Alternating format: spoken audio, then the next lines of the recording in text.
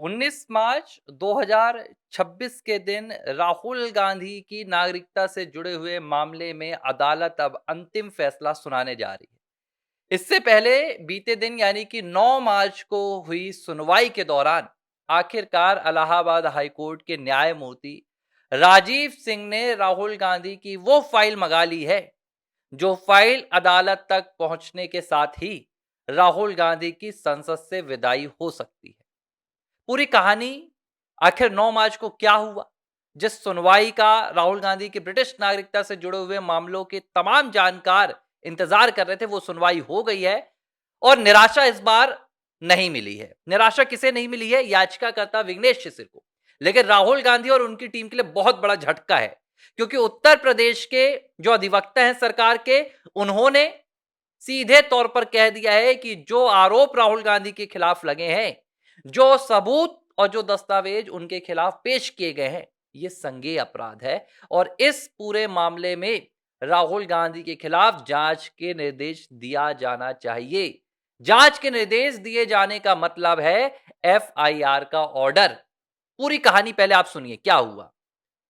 विघ्नेश शिशिर ने इस पूरे मामले को, जो 28 जनवरी को आया था एमपी एमएलए कोर्ट लखनऊ का, इसको चुनौती दी थी इलाहाबाद हाई कोर्ट की लखनऊ बेंच में। और इसकी जो बीती दिन की सुनवाई हुई, पहले दिन की सुनवाई इसकी हो गई थी, फिर दूसरी 9 मार्च को हुई। 9 मार्च की सुनवाई में बाकायदा 1.5 घंटे की बहस हुई। इस बहस के दौरान तमाम तथ्य रखे गए जो मिसिंग थे आपके एमपी एमएलए कोर्ट लखनऊ के पूरे ऑर्डर में, क्योंकि वहां पर सीधे एफआईआर करने से मना कर दिया गया था और कह दिया गया था कि हम नागरिकता से जुड़े हुए मामले में ऑर्डर ही नहीं सुना सकते। लेकिन इलाहाबाद हाईकोर्ट ने ऐसा कुछ नहीं किया। इलाहाबाद हाईकोर्ट के द्वारा बाकायदा प्रोसीडिंग की गई, सुनवाई हुई और सुनवाई के दौरान जो तथ्य रखे गए, इसके बाद इलाहाबाद हाईकोर्ट के न्यायमूर्ति जस्टिस राजीव सिंह ने 2-3 महत्वपूर्ण यहां पर बातें की। पहली बात, उन्होंने सीधे होम मिनिस्ट्री को, यानी कि जिसकी पूरी जिम्मेदारी गृह मंत्री अमित शाह के पास तक है, वहां पर उन्होंने निर्देश दिया कि होम मिनिस्ट्री ने अब तक राहुल गांधी की ब्रिटिश नागरिकता से जुड़े हुए मामलों के आरोपों में क्या कार्रवाई की है, क्या एक्शन लिया है, इसकी पूरी फाइल अदालत में पेश की जाए। यानी कि अगर अब तक सरकार ने कोई एक्शन नहीं लिया होगा, अब तक अगर सरकार ने इस मामले में कोई पहल नहीं की होगी, तो सरकार को जवाब देना होगा। लेकिन अब अदालत इस पूरे मामले को गंभीरता से ले रही है। दूसरी बात जो निकल कर आई, उत्तर प्रदेश सरकार के अधिवक्ता वीके सिंह ने तो सीधे तौर पर कह दिया कि जितने सबूत यहां पेश किए गए हैं, मतलब इस पूरे मामले में जितने दस्तावेज लगाए गए हैं, ये सीधे संज्ञेय अपराध बन रहा है और अगर इसमें जांच का निर्देश दिया जाता है तो क्या तकलीफ है? इसमें जांच का निर्देश दिया जाना चाहिए। देखिए, जांच का निर्देश यानी क्या? जब एफआईआर दर्ज होगी, जब इस पूरे मामले में पुलिस, यानी जो कोतवाली पुलिस है, वो जांच करेगी। इसके बाद जो दूसरी तमाम एजेंसी इसमें लगेंगी, जो फॉरेन डिपार्टमेंट है, जो नागरिकता डिपार्टमेंट है, इसके बाद ईडी भी जांच करेगा, तो जांच में मामला निकल कर सामने आ जाएगा। भाई, राहुल गांधी को इसके बाद अगर एफआईआर दर्ज होगी तो साबित करना होगा कि देखो, मेरा इन सबूतों से कोई लेना देना नहीं है। राहुल गांधी को बताना होगा कि आखिर क्यों ब्रिटिश नागरिकता वाले रजिस्टर में उनका नाम पाया जा रहा है। राहुल गांधी को यह भी जवाब देना होगा कि यह बार्कले अकाउंट, जो दावा किया जा रहा है विघ्नेश शिशिर के द्वारा कि भाई यूके में राहुल गांधी का बार्कले अकाउंट है, बाकायदा बैंक अकाउंट है, यह राहुल गांधी ने कैसे खुलवा लिया। राहुल गांधी को यह भी जवाब देना होगा कि राहुल विंची नाम आखिर उनका एक बनावटी नाम था, उनका एक फर्जी नाम था, या राहुल गांधी वाकई में भारत में एक बनावटी नाम से रह रहे हैं और जो ब्रिटेन है वहां पर जो नाम दर्ज है वो राहुल गांधी का असली नाम है। क्योंकि सबसे बड़ा इसमें जो रोल निकल कर आ रहा है वो राहुल गांधी की आइडेंटिटी से ही निकल कर आ रहा है। सिर्फ ये नहीं कि राहुल गांधी विदेश जाते हैं, राहुल गांधी ब्रिटेन जाते हैं, अमेरिका जाते हैं इसलिए उन पर संदेह किया गया, बल्कि राहुल गांधी अलग अलग नाम का इस्तेमाल करते रहे हैं। राहुल गांधी अभी हाल ही में जब कोलंबिया गए थे तो उनका नाम राहुल गांधी नहीं लिखा गया था। जब वहां पर जाकर वो संसद में गए थे कोलंबिया की, तो वहां पर राहुल गांधी लिखा था, राहुल, RAUL। अब कोई कहे कि ये स्पेलिंग मिस्टेक है, लेकिन क्या उस स्पेलिंग मिस्टेक को गांधी परिवार ने कभी ठीक कराया? नहीं कराया। आज भी कोलंबियन सीनेट की जो ऑफिशियल ट्विटर अकाउंट है उसमें आप जाइए, वहां पर जब राहुल गांधी विजिट करने गए थे तो राहुल गांधी का नाम वहां पर राहुल गांधी लिखा गया था और उनकी आइडेंटिटी ये लिखी गई थी कि वो इंदिरा गांधी के पोते हैं। अजीबोगरीब चीज है। जब देश का कोई सांसद कहीं जाता है तो उसकी अपनी व्यक्तिगत पहचान लिखती है, ना कि उसके बाप दादा की। मतलब कुछ तो यहां पर ऐसा रहा होगा कि राहुल गांधी ने इस आइडेंटिटी का कहीं ना कहीं इस्तेमाल किया होगा। यही नाम राहुल गांधी का राहुल विंची यूके की कैम्ब्रिज यूनिवर्सिटी में पाया गया। अब दावा है विघ्नेश शिशिर का, जो आरोप उन्होंने लगाए हैं वो यही लगाए हैं कि राहुल विंची नाम से ही राहुल के पास ब्रिटिश नागरिकता है। इसी पासपोर्ट का इस्तेमाल कर राहुल गांधी दुनिया के तमाम देशों में जाते हैं। ये वीडियो एविडेंस भी दिए गए हैं। लेकिन इस पूरे मामले में 28 जनवरी को जो फैसला आया था, उस फैसले ने पूरी तरह से कहीं ना कहीं यह दिखाया था कि भाई निष्पक्षता नहीं है। क्योंकि इन मुद्दों पर जिन पर अब अदालत में चर्चा हो रही है, निचली अदालत में इस पर चर्चा होनी चाहिए था।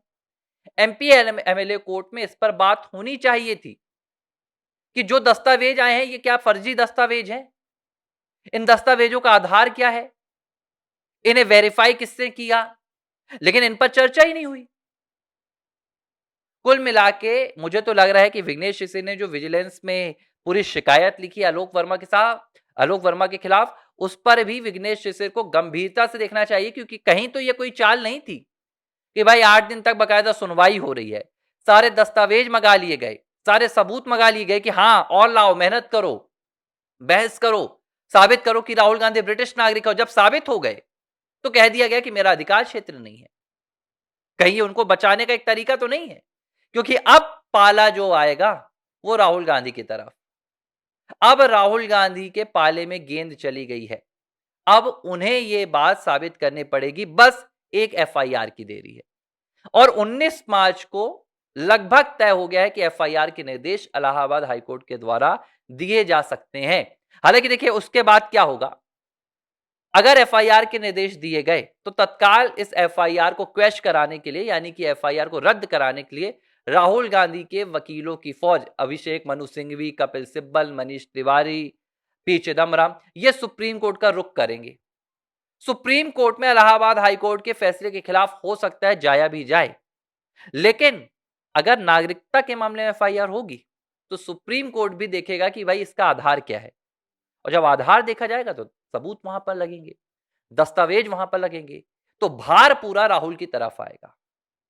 जब तक राहुल ये साबित नहीं कर देंगे कि वो भारतीय ही नागरिक बस हैं, उन्होंने ब्रिटेन की नागरिकता नहीं ली है या दुनिया के किसी देश की नागरिकता नहीं ली, क्योंकि भारत दोहरी नागरिकता का प्रावधान नहीं देता है। अब अदालतों में राहुल गांधी को अपने लिए सबूत पेश करने होंगे। उन्हें कहना पड़ेगा, उन्हें बताना पड़ेगा कि भाई ये जो ब्रिटेन में बार्कले अकाउंट है उनके नाम से, ये कैसे खुला, या ये उनके नाम का नहीं है तो भाई ये कहानी कैसे निकल कर आई थी कि जब 95 में या 96 में, साल 1995-96 में राहुल कैम्ब्रिज गए थे, तो तमाम आप देख सकते हैं जो राहुल गांधी के विषय में भी जानकारी उपलब्ध होती है खुद कांग्रेस के द्वारा, उसमें बताया गया था कि राहुल नाम बदल कर रहते थे सिक्योरिटी कंसर्न के चलते, और उनका नाम राहुल विंची था। वही 95 की कहानी अब ये बता रही है कि दरअसल वो कोई सिक्योरिटी कंसर्न नहीं था, बल्कि राहुल गांधी उस वक्त ब्रिटेन की नागरिकता ले चुके थे। लेकिन यह बात भारत में नहीं आई, बाद में राहुल को राजनीति में आना पड़ा। शायद पहले मन नहीं था, राजनीति में वो आए तो आज भी वो भारतीय नागरिकता और ब्रिटिश नागरिकता के साथ चल रहे हैं। अगर ये पूरे आरोप सच है तो ये बात भी सच है। लेकिन अब 19 मार्च, इस दिन यह तय होगा क्या वाकई में राहुल गांधी ने देश के साथ सबसे बड़ा धोखा किया। क्या वाकई राहुल गांधी 22 साल से देश की संसद में एक ब्रिटिश नागरिक के तौर पर है। क्या वाकई राहुल गांधी ने भारत के जो सीक्रेट्स होते हैं, जो गोपनीय सीक्रेट होते हैं, वो दूसरे देशों को बेचे, क्योंकि ये आरोप है राहुल गांधी के खिलाफ। और एक एफआईआर, यानी कि राहुल गांधी की सांसदी जाएगी, राहुल गांधी जेल भी जाएंगे, और हो सकता है गांधी परिवार का राजनीतिक अंत भी लिखा हो। देखिए, मैं संभावनाओं से भरा व्यक्ति हूं और मुझे लगता है कि अगर देश के साथ किसी भी तरह का कोई अन्याय हो रहा है तो वो देश का कोई व्यक्ति हो, वो मैं हूं, वो राहुल गांधी हो, प्रधानमंत्री मोदी हो या सोनिया गांधी हो, फर्क नहीं पड़ता है। देश के साथ किसी भी तरह का कानूनी खिलवाड़, देश की सुरक्षा के साथ खिलवाड़ सहन नहीं किया जाएगा। मुझे लगता है इस मामले में जो अब तक चुप्पी सरकार साध कर बैठी हुई है, भारतीय जनता पार्टी के बड़े नेता इस मामले पर खुलकर नहीं बोल रहे हैं। अगर वो सामने नहीं आएँगे तो मामले को दबाने का प्रयास भी किया जा सकता है। तो इस मामले को भी सरकार को देश में एक माहौल बनाकर लाना होगा, नहीं तो देखिए फिर अदालत का आदेश ही है, जो कर सकता है। एबीसी हिंदी न्यूज़ आज ही जुड़िए हर खबर के साथ।